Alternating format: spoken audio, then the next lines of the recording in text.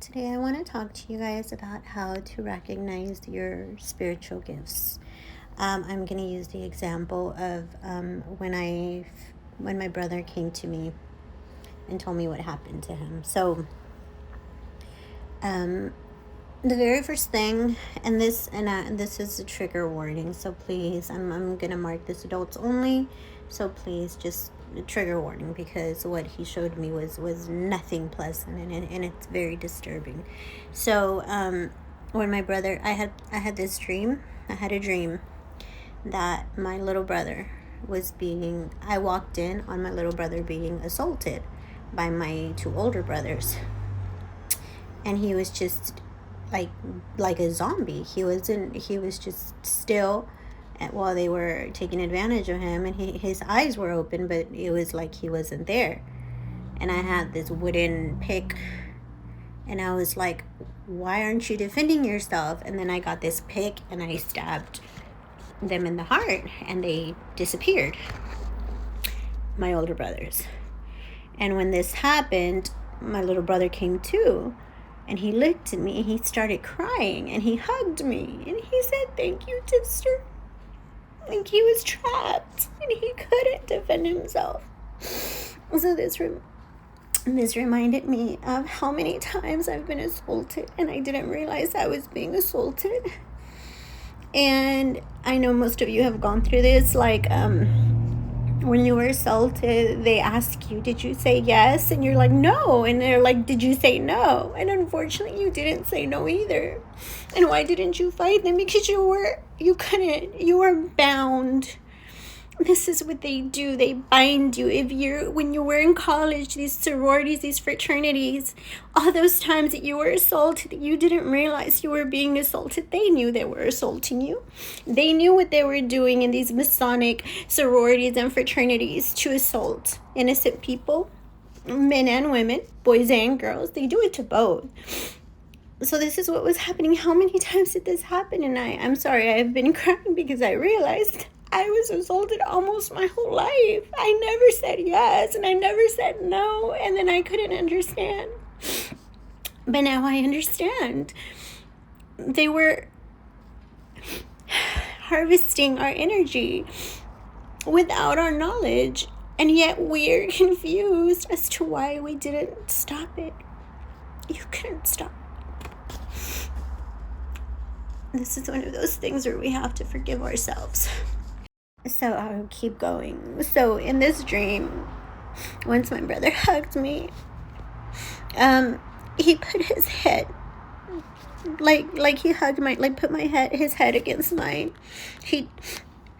And I saw the vision of when he was a little boy. When he was little, he must have been like 5 or 6. And my brother was buying him things, and we were all wondering, like, man, why didn't he buy me anything?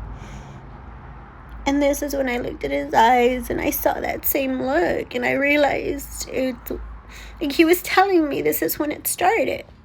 I saw the new jersey, Raiders jersey, the new Jordans, but his eyes were so broken. Like, that's how I knew. And I know many times you guys have had these dreams and you've had these visions and you didn't know how to interpret them many times because they're so disturbing. Like, no, that can never be, but it's real. Your ancestors, especially your passed on ones, they're talking to you. They're speaking to you from beyond the grave.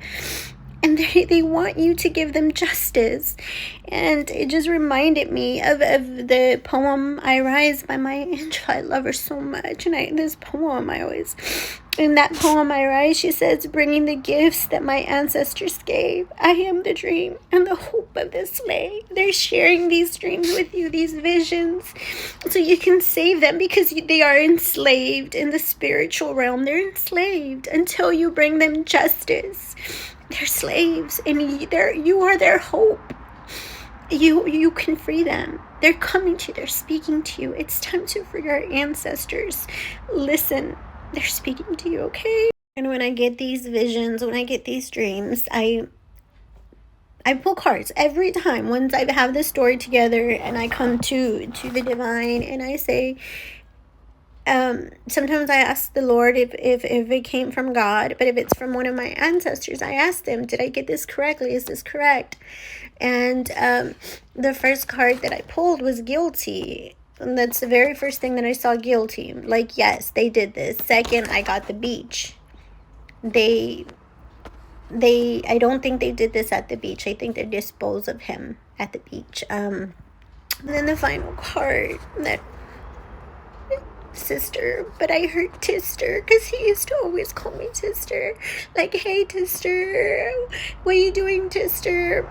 He was so sweet, you guys. He had issues, but it's because they were attacking him constantly with spell work, but he had a good heart.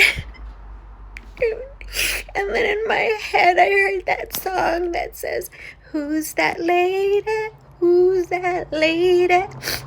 Because he used to sing me that song every time I walked by, because he said that that's what everybody thinks when I walk by. Everybody's wondering, who's that lady? And I share this with you because it was a learning experience for me. Everything that we go through is a learning experience.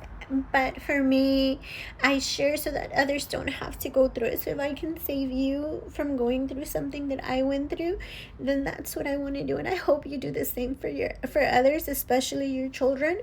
My mother was not one of those people. She wanted everyone to suffer more than she did. If I went through it, then you should too. What a fucking bitch. Fuck people like that. No, we heal that shit so that our babies never have to go through it, okay? I love you. Your ancestors love you, but more importantly, Divine Mother and Divine Father love you. My sticker for my camera. I love you.